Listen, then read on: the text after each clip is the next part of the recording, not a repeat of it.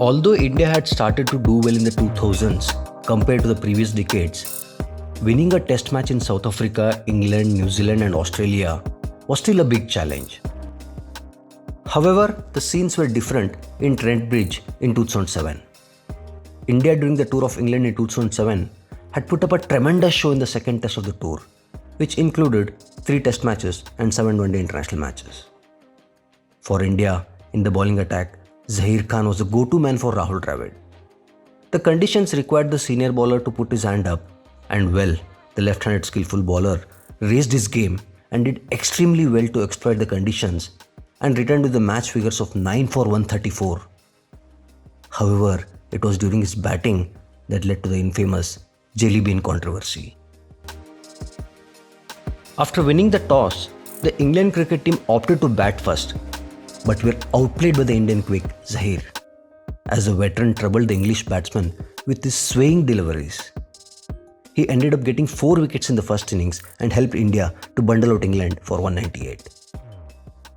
In reply, India batted almost close to 5.5 sessions in the first innings, with 5 half centuries from the Indian batsmen. After the loss of 7th wicket VVS Lakshman, Zaheer came out to bat, and the English team, which had already spent 5 sessions on the field, was itching to get India all out. However, it was noted by Zaheer that English players had dropped jelly beans at the batting crease. This move by the England team led to a confrontation between Zaheer Khan and the players. As Zaheer continued to bat, he observed more of these jelly beans coming his way, which led to him react angrily, and he did wave his bat towards Kevin Peterson, who was stationed at slips. The pace bowler from Mumbai thought that Kevin was the man behind that, but later realized that Ian Bell was the culprit. Zaheer Khan did remain not out, and India managed to put a mammoth first innings score.